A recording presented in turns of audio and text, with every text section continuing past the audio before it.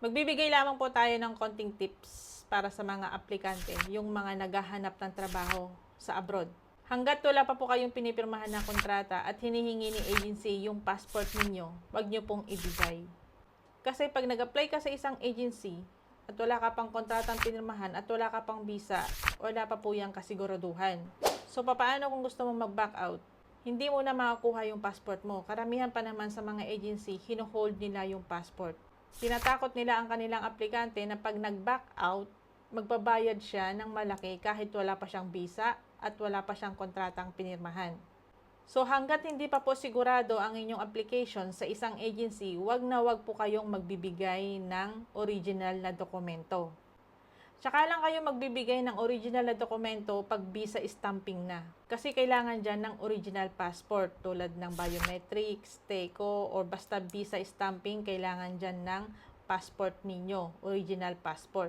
Pero pag kontrata pa lang ang pinirmahan ninyo, wala pang assurance yun. Hindi pa sigurado na makakaalis kayo. Pag siguradong makakaalis kayo, yun ay kung may visa na kayo. At wag na wag kayong magbabayad ng placement fee kung wala pang visa. Pero karamihan kasi sa mga agency, ang katwiran nila, kung hindi ka magbabayad ng placement fee, hindi namin aasikasuhin yung applications mo, hindi ka mabibisahan. Pero ang tamang proseso, tsaka lang kayo magbabayad ng placement fee kung may visa na kayo. Kung ibibigay mo yung passport mo sa isang agency, tapos magbabayad ka ng placement fee na wala pang assurance yung applications mo, may stuck ka sa isang agency. Hindi ka na makapag-apply ulit sa ibang agency.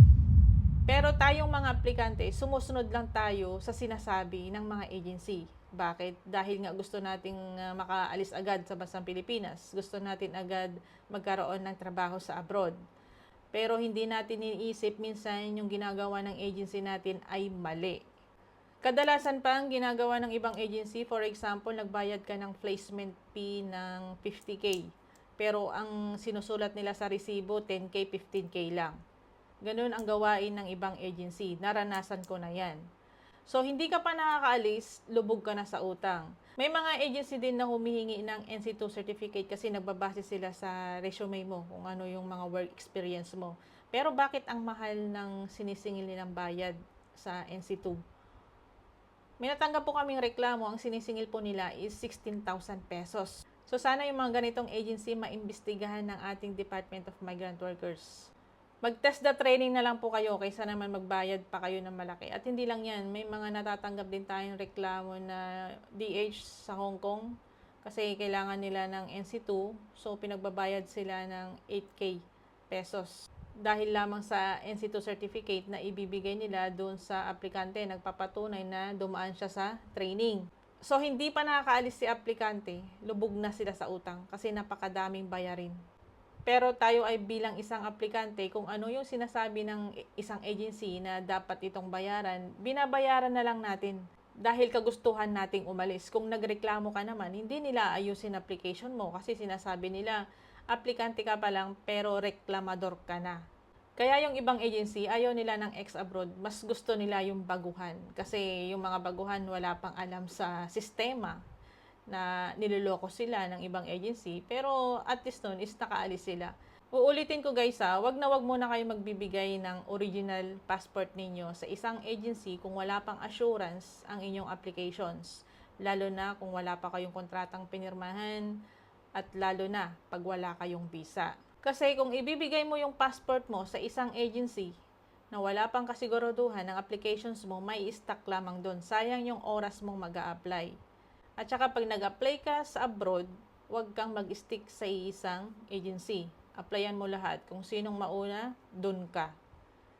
Huwag kang maghintay sa isang agency. Kasi ang ibang agency, manpower pooling lang. Dapat mag-apply kayo pag urgent. Yun talaga. Mabilis makaalis. Pag nag-apply kayo sa isang agency, ang nakalagay is urgent. At saka pag binigay nyo ang passport ninyo sa isang agency na wala pa namang kasiguraduhan, pwede nilang i-hold yun. Kasi nga, syempre, pag nakapag-deploy sila ng aplikante, babayaran sila ng employer. Minsan nga ito ang nirereklamo ng ibang aplikante. Kasi nagbayad na sa employer sa agency, tapos sisingilin pa kayo ng placement fee. So, doble-doble ang kinikita ng ibang agency. Iilan lang yung mga agency na hindi naniningil ng placement fee. So, wala palang kalugi-lugi pag nagtayo ka ng business na recruitment. Base sa binabayaran na sila ng employer, maniningil pa sila ng placement fee sa mga aplikante. So, gatas na gatas yung mga aplikante, hindi pa nakaalis pero lubog na sa utang. Pero kadalasan yung mga gumagawa nito, yung mga illegal na recruitment. Marami nang pinasara ang DMW dahil sa ibang recruitment na illegal. Naniningil sila ng placement fee sa mga aplikante nila na wala namang assurance kung kailan sila aalis. Kaya para hindi ma-stuck yung applications ninyo sa isang agency, wag kayong magbibigay ng original passport ninyo sa isang agency kung wala pa kayong visa. At saka kung may visa na kayo, doon lamang dapat kayo magbayad ng placement fee. Lalo na sa mga aplikante na yung trabahong ina-applyan is kasambahay. Guys, pag-isipan nyo muna ng maayos bago kayo mag-apply sa isang agency ha. Kasi wala kayo masyadong ginagastos dyan eh. Kumbaga, gastos lahat ni agency o kaya ni employer. Kaya kung halimbawa na nag-back out kayo, talagang babayaran ninyo yung ginastos nila sa inyo. Minsan pa sagot nila yung medical ninyo, yung passport ninyo, yung transpo ninyo, accommodation ninyo.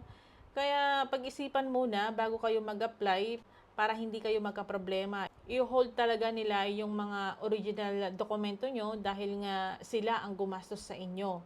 Mahirap sa mga domestic workers kasi nga may panghahawakan yung agency, sila ang gumastos sa inyo.